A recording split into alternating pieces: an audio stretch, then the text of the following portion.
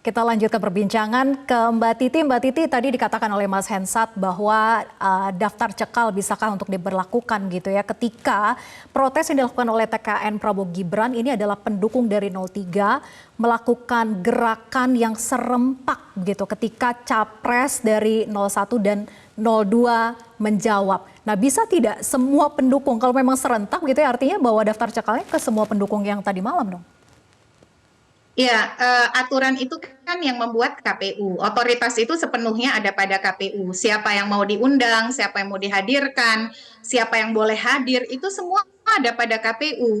Bahkan pendukung-pendukung yang misalnya punya hubungan keluarga dan lain sebagainya dari kementerian, lembaga, itu tuh KPU yang mengiyakan atau tidak membolehkan mereka untuk hadir di dalam proses debat. Tapi kalau saya sih dari awal Mbak Vera ya, saya tidak setuju dengan tidak mendukung konsep debat yang seperti dilakukan ini ya.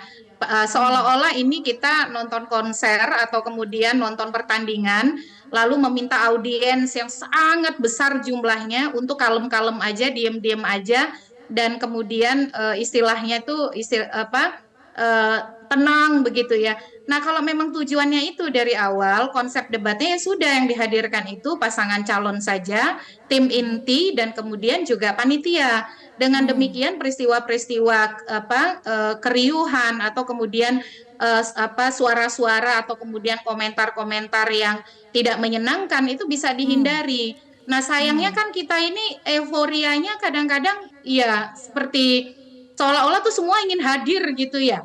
Padahal yang enak itu nonton dari rumah kan ya Mas Hensat ya. Mau pakai marching band, mau pakai salto-salto juga nggak ada yang melarang begitu. Nah, menurut saya ini juga menjadi pembelajaran bagi KPU untuk mengevaluasi soal audiens debat begitu. Kadang-kadang kita ini dengan kata anak-anak Gen Z sekarang ya terlalu FOMO. Istilahnya itu kalau nggak ikutan nggak seru gitu. Padahal konsep debat ini kan untuk memberikan pendidikan politik secara bertanggung jawab kepada publik dengan mengelaborasi gagasan dari para calon. Jadi biarkan saja calonnya konsen berdebat begitu ya. Para pendukung di luar mau melakukan aktivitas atau ekspresi apapun diperbolehkan.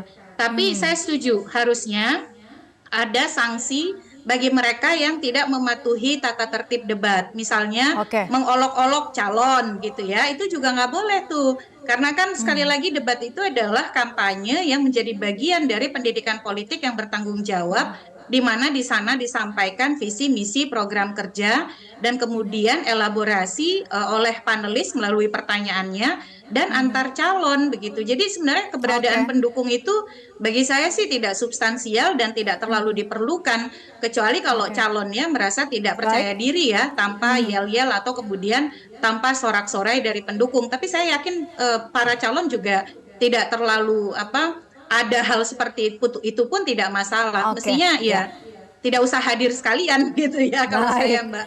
Fokus sama calon. Seharusnya tidak hadir daripada memprovokasi begitu ya. Saja. Jelajahi cara baru mendapatkan informasi. Download Metro TV Extend sekarang.